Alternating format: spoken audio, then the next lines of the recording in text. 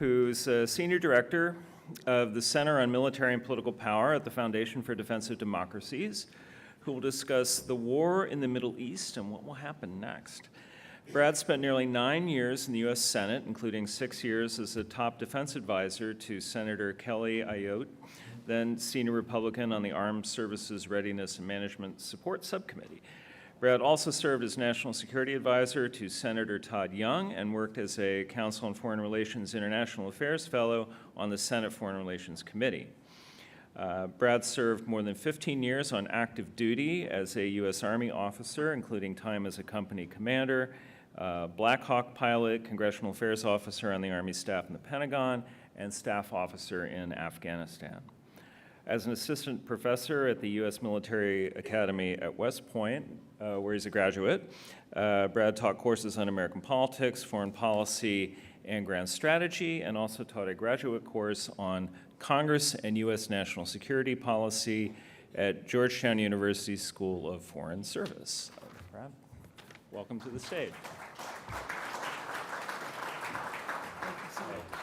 Yeah, of course, my pleasure. Hi, good afternoon. I hope you're all doing well. I gave the team a map that they can project so you don't have to look at my ugly picture the whole time there. But it's a real pleasure to be here with you all, and I want to thank you for this. I always enjoy the opportunity to talk about our research and our work at our Center on Military and Political Power at the Foundation for Defense of Democracies. I really admire the Institute of World Politics for several reasons. I admire how you seek to train future leaders in the coordination of all instruments of power. That's essentially what we're trying to do at FDD. We have a Center on Military and Political Power that I lead. Chair of our center is H.R. McMaster, Leon Panetta, others are on our board. We also have centers on economic financial power and centers on cyber and technology innovation. So that's the same general concept, right? Inventorying the tools of power and trying to integrate, synchronize, and coordinate them in a way that secures ourselves, our allies, and does tangible, measurable damage to the adversaries of the United States and the free world.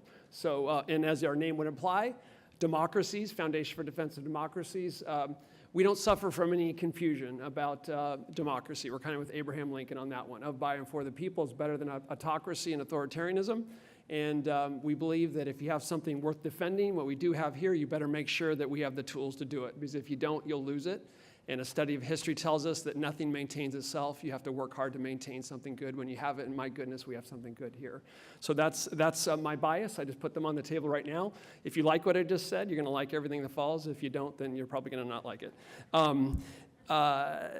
I also admired the Institute because of, as you say, your study of American history. I taught American politics, foreign policy, grand strategy at West Point, and try to be a student of history and the foundational principles, which remain at the core of our Constitution, which many of us swore to support and defend. And also, I note that you have the idea of moral leadership and a realistic appraisal. I really relate to all that because I believe a lot of the questions I'm about to discuss, dare I say, have a moral component. I think morality is part of a good foreign policy. And I also believe you have to start with a realistic assessment of the world as it is, not the way you want it to be. And if you don't bring those two understandings or approaches or lenses to the discussion, then you're probably going to end up with a bad policy. So anyway, great to be here. Let me start, and I'm going to lose track of time, so Jim, please feel free to give me the sign, and Ambassador, it's great. Thank you for the opportunity. Let me start with big picture. Kind of to set the scene, because you can't really talk about the Middle East, I don't think, unless you understand the bigger globe of geostrategic environment. Then I'll zoom in on the Middle East. We need about 3 hours. I have like 15 minutes, so I'll do the best I can. And then we'll talk about the path forward, and then I'd love to take a few questions if I don't talk too long, which I probably will. I apologize. I worked on the Hill amongst a lot of politicians. I work at a think tank. We like to talk, but I'll try to limit myself. Okay, so what the heck is going on right now in the world? What's the essential element of the geostrategic environment? Well, don't take my word for it. Look at the National Defense Strategy Commission. You say, what the heck is that? I'm busy raising the kids and grandkids, paying a mortgage. I don't know what that is. Well, there's this group of top bipartisan experts called the National Defense Strategy Commission, commissioned by Congress, bipartisan, so these are not partisan hacks, who get together every 4 years and assess that administration's national defense strategy. I was involved with some of this legislation a little bit when I worked on the Hill, supporting the work of Chris Brose and others on the Armed Services Committee in my capacity with Senator Ayotte. And they produced a report in July. If you're interested in what I'm talking about, I encourage you to put this on your night table reading list. Here's what they started their introduction with. Okay, this is going to sound alarmist to you, and it is, and I think the alarm is ringing whether you realize it or not. They said the United States confronts, quote, the most serious and most challenging, end quote, threats that we've seen since 1945. So this is congressionally mandated, bipartisan national security experts. These aren't politicians. These are serious people doing decades of serious work. That's what they just said. They said there is a, quote, potential for near-term major war, end quote. And then they said we are not prepared, quote, unquote. Okay, so there you go. So if you remember like one thing from my talk, there it is, okay? This, fellow citizens, serious people, this is not 1991. Okay, if you're old enough like me to remember 1991, where the U.S. military could go anywhere we want, take our own sweet time, put a mountain still in the desert. No one's going to, they'll shoot a few scuds at it, there'll be some, but we'll be okay. And then we commence operations in a time and place of our choosing, and we're going to kick their BUTTs up and down the battlefield. Those days are gone. They are gone. Do you know that they're gone? They're gone. So, okay, all right, well, don't worry, because we're spending a lot on defense. Bernie Sanders tells us we're spending so much on defense. We're breaking the bank on defense. Sorry, newsflash, we're not.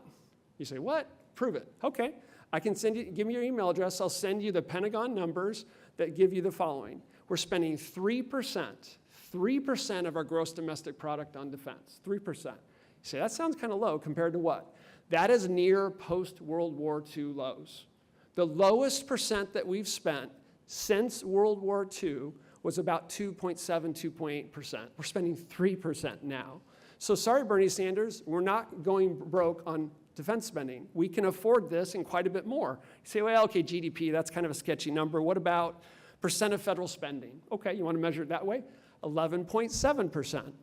11.7%. That, too, is near post-World War II lows. So what have I just painted for you? I painted for you a picture where we are confronting an extraordinary array of threats, and Americans and their representatives on Capitol Hill don't appear to recognize it.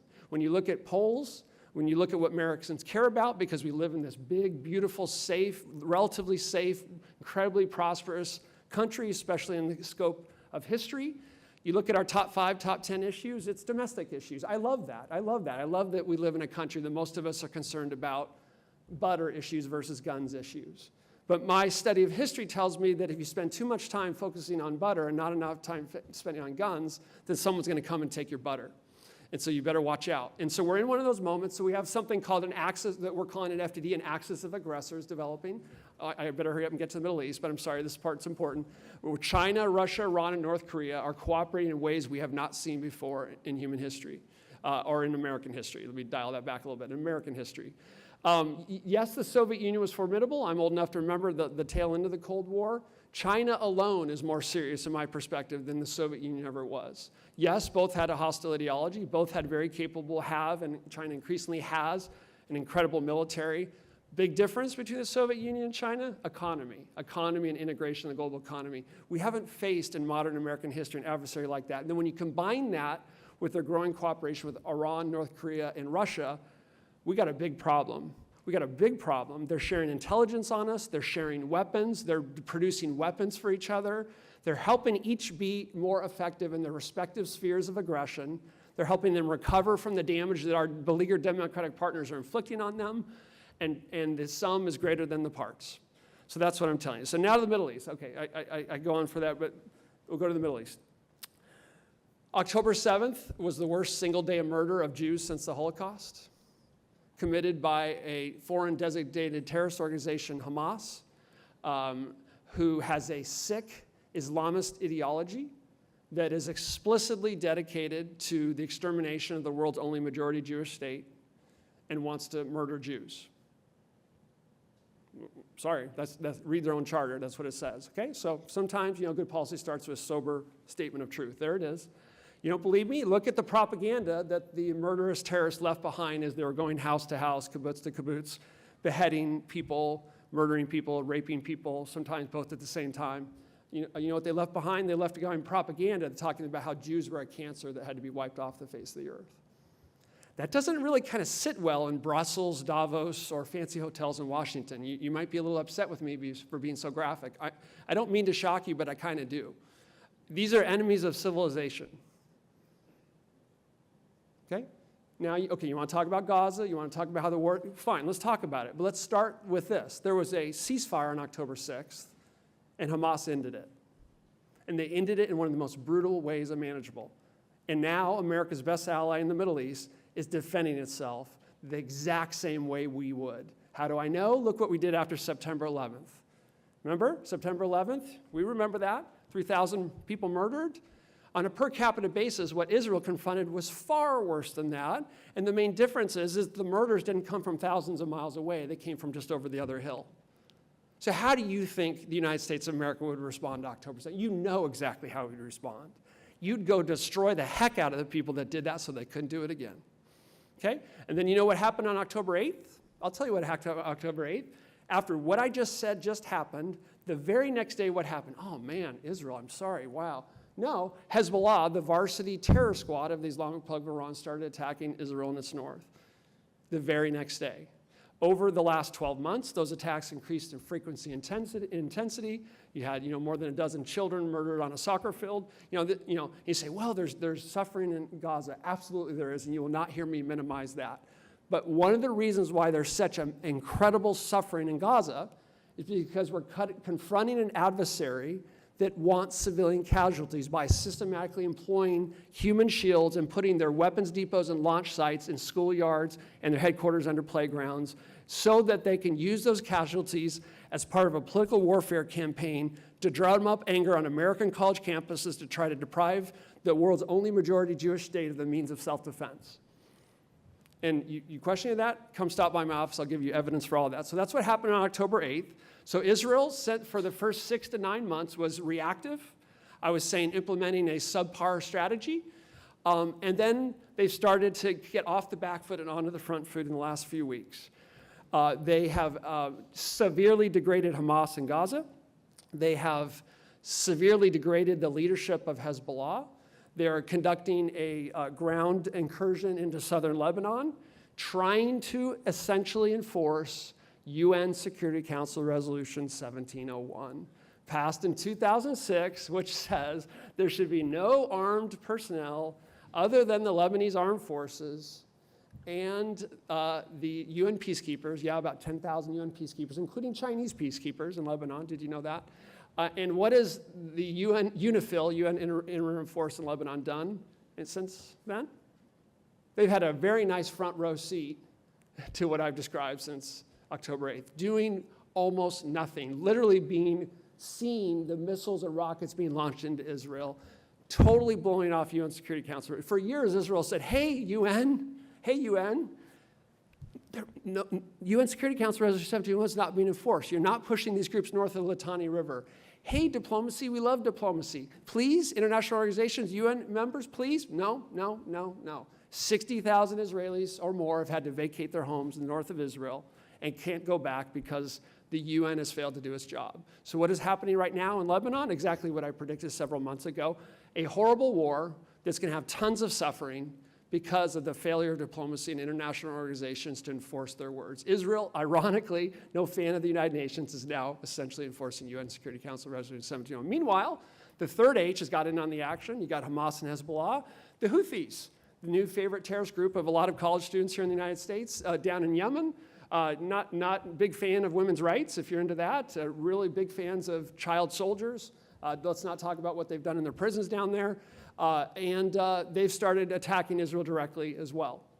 And they've also, with Iranian weapons, implemented the most serious attack on international shipping and freedom of navigation and maritime trade in decades, using largely Iranian weapons.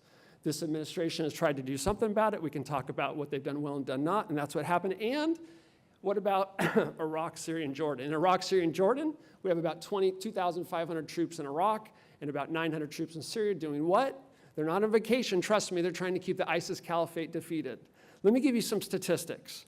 From October 17th to January 28th, October 17th to January 28th, 15 weeks, 162 attacks on U.S. troops in Iraq, Syria, and Jordan. 162. Is that your son? Is that your daughter? Is that your husband? Is that your wife? Is that your neighbor? Is that your friend? Is that your synagogue or church member? 162 times. People like me from our little humble foxholes, luck's going to run out. Sooner or later, someone's going to get hurt. Someone's going to get hurt. I taught at West Point. A lot of the people I taught at West Point didn't come home from war. I care about these things, right? Weak responses. How many responses in that 162 attacks? Less than about 8 to 10 responses over 15 weeks. And then what happens? You know what happens. Tower 22, Jordan, 3 American service members killed, dozens injured, 3 empty chairs at kitchen tables for the rest of those families' life. How does the Biden administration respond? 85 attacks in a 24-hour period, 85 targets hit, and we killed the leader, Kataib Hezbollah. Wow, that's strong. Belated, but awesome. What happens after that? What happens after that? If you know your history, if you're old enough to remember Reagan and the tanker war, if you're old enough to remember how the Iranians behaved after the 2003 Iraq invasion, whatever you think of that invasion, it had an effect on the Iranians. If you've watched what's happened in the maritime domain, you know what happened. 23 weeks, 2 attacks.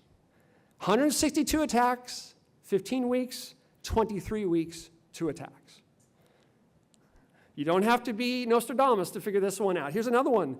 From January 21 to July 23, we documented on our website, multimedia, it's very fancy, you can go check it out, 26 incidences of the Islamic Republic of Iran engaging in maritime harassment, attacks, and attempted seizures.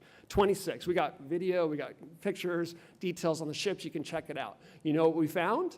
We found that the true threat to maritime travel and freedom of navigation in the Middle East, Iran, the arsonist posing as a firefighter, almost always succeeded until the U.S. Navy showed up. And when the U.S. Navy showed up, guess what they did? They skedaddled.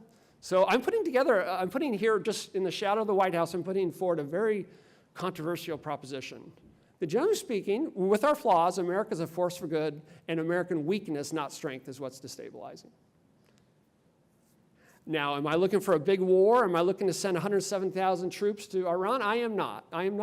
I'm in favor of an information war inside Iran that gives the Iranian people information about the corruption of their rulers, domestic oppression, and how they're more interested in export of terrorism than the interest of the Iranian people. I do favor that. Let's see what they decide to do in their own country. But good policy begins with stating the truth about the primary source of problems in the Middle East, and it's Iran. And I'm probably way over time, yep. And so I'll just end with this. This axis of aggressors I mentioned, did you see the big deal between China and Iran? Are you seeing what Russia and Iran are doing together? Russian weapons flowing into Iran is going to make Iran more militarily capable, make it more difficult for the U.S. and Israel to do what it needs to do vis-a-vis its nuclear program. And Chinese money is flowing into Iran that's going to make them less immune to Western sanctions pressure. So a radical regime posing as a nation state is going to be less immune to sanctions pressure and is going to be more militarily capable. Am I optimistic? No, I'm not optimistic in the Middle East until we see the end of this regime, because as long as this regime continues to exist, it's going to continue to funnel money and weapons to Hamas. Did you see what one of the leaders of Hamas said? We're going to rise like a phoenix from the ashes. We're going to build weapons. Is this administration building that underground border between Gaza and Egypt so that Hamas can't rearm and commit another October 7th? I don't see a lot of pressure coming, so you better focus on that. And then when Israel finally withdraws, because I don't recommend an indefinite occupation of southern Lebanon, what's going to happen? Here comes Hezbollah right back. You're going to count on the UN force to do anything? Past this prologue, don't bank on that. So Israel's going to have to be able to go back in and conduct strikes to prevent them from implementing October 7th on Israel's northern border, which would be far, far worse than we saw on October 7th. So that's a little appetizer of what we could have talked about, but I hope some of it's interesting. I'm happy to take questions. I apologize, Jim, for going on along there. Any questions? Yes, sir.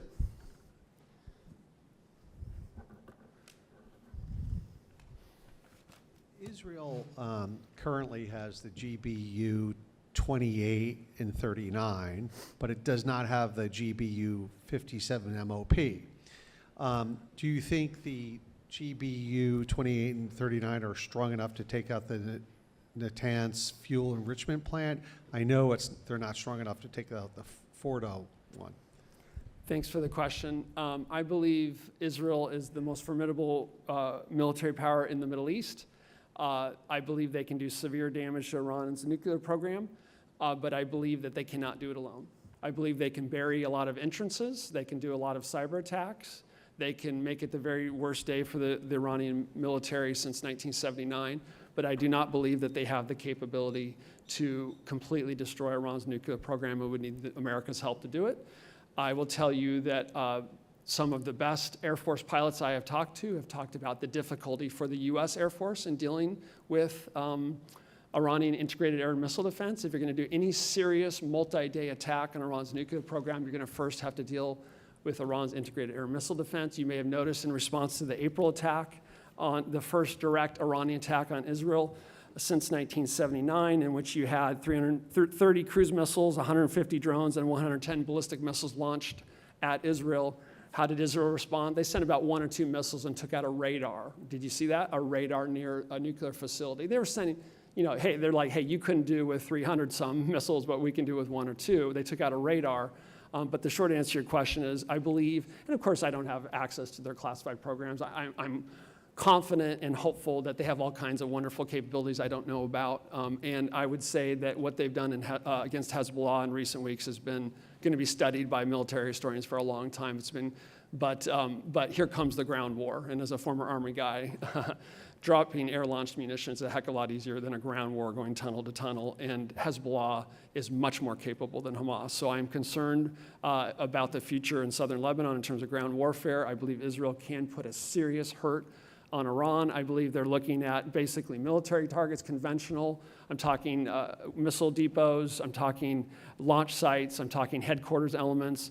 I'm talking about economic targets, including energy export facilities that allows them to generate the revenues to support their terrorism. And then at the extreme end, obviously the end that the Biden administration is not eager for Israel to go after, you have regime targets and the nuclear program. But, many in Israel, if you talk to them, some of you may, the Islamic Republic of Iran is implementing a multi-decade strategy to exterminate the state of Israel, and Israel is currently under attack from 7 different fronts. So, so many in Israel are saying, if not now, when? If not, the mask is off. For so long, they pursued a strategy where they had the terror proxies doing the punching, and then Americans and our partners would punch back at the puppets, and the puppet masters just sitting there with a smug and a smug look and a smile. While they advance their nuclear weapons program. Now, because of Iran's 2 direct attacks, Israel's saying, oh, okay, you've taken the mask off, the gloves are off, here we come. And obviously the Biden administration is trying to constrain that, and I think that's the fundamental error of the Biden administration. Anyone who's been on the playground, if you tell the bully who just punched you in the face, please don't punch me again, we don't want to escalate, we don't want a regional playground battle, what are you going to get? You're going to get another punch in the face. And so good intention, but naive. The best way to get to a better peace is to support our leading ally in the Middle East to secure a better future. Sometimes you have to escalate to get a better peace. That's what history tells me. Sir. Thank you. I could listen to you all day. My wife doesn't say that, but thank you. But when are we going to get it? The root cause of all this stuff. We have been fighting Islam since before the Crusades. When are we going to understand that it's the religion, stupid, that's causing all of these problems? And why do we continually allow Islam to infiltrate Europe, the United States, their positions? Why don't we get it? Sir, thanks for the question. One of the books I studied when I had a kind of unique experience on 9/11. I can tell you about it some other time. Was one of the few aircraft flying on the night of 9/11 when I was a company commander in the U.S. Army here in the district area. And then shortly after that experience, I went off to grad school and studied for 2 years. And among the questions I explored was, who just attacked us on 9/11 and why did they do it and what did we do about it? And I read a lot. One of the books I read was Samuel Huntington, Clash of Civilization, which was quite controversial in some quarters. My wife and I were actually just watching an old video of him talking about his book the other day on these questions. My opinion is that Islam is one of the great 3 monotheistic faiths, and you have a lot of faiths, and you have a lot of sick terrorists who've hijacked that religion and used it for sick political purposes. And we do not need to make an enemy of all Muslim people. It's my sense that the vast majority of Muslims are good people, serious people. I don't think it'll fare well for us if we make enemies of all Muslims. I think we need to call this what it is. This is a small minority with a sick ideology that somehow missed the Enlightenment and the scientific revolution and has some serious problems. I'm thinking of Bernard Lewis, What Went Wrong, and other books like this. And so I think we have to describe the enemy accurately. And when I describe it, I use a word like Islamist, not Islamic, because we're not going to get after the Islamist without the help of the majority of the Islamic world. Thank you, sir. Thank you. Biden has declared that the nuclear facilities are off limits for the U.S. in helping Israel respond to Iran. Do you have any idea whether Harris's policies might be different than Biden's? And does she have any different foreign policy experts to advise her than Biden does? Thank you. There's been a lot of continuity, in my view, between the Obama administration and Biden administration. Big surprise because a lot of the people are the same. And so I could talk you through the Ukraine element of that and all that. My sense, this is nothing more than an educated guess, take it for what it's worth, is that a Harris administration would be largely similar to the Biden administration in the Middle East. And by that I mean, I meant to say this earlier and I just ran out of time. I'll say it very quickly. I know we're almost out of time. Is that, I have many positive things to say about the Biden administration. I don't want you to get that I'm some partisan hack. I think President Biden's first week after October 7th was rhetorically and in action one of the strongest weeks of his presidency. I think the Biden administration implemented one of the most impressive, second most impressive security assistance campaign after October 7th, delivering so many weapons and types of weapons to Israel that we were literally having a hard time finding cargo airplanes to deliver them. But what also happened over the same time period was increasing hostile rhetoric toward Israel, public rhetoric.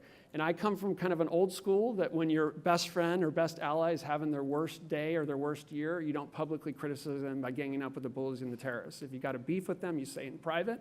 I thought that was a big mistake. And we've also had multiple instances where this administration has deliberately delayed or slow-rolled weapons for Israel as it's conducting an existential fight and attacks on 7 fronts. So I believe this administration wants to put, like many Americans, frankly, after the experiences in Iraq and Afghanistan, wants to put the Middle East in the rearview mirror. Unfortunately, the Middle East doesn't want to leave us alone.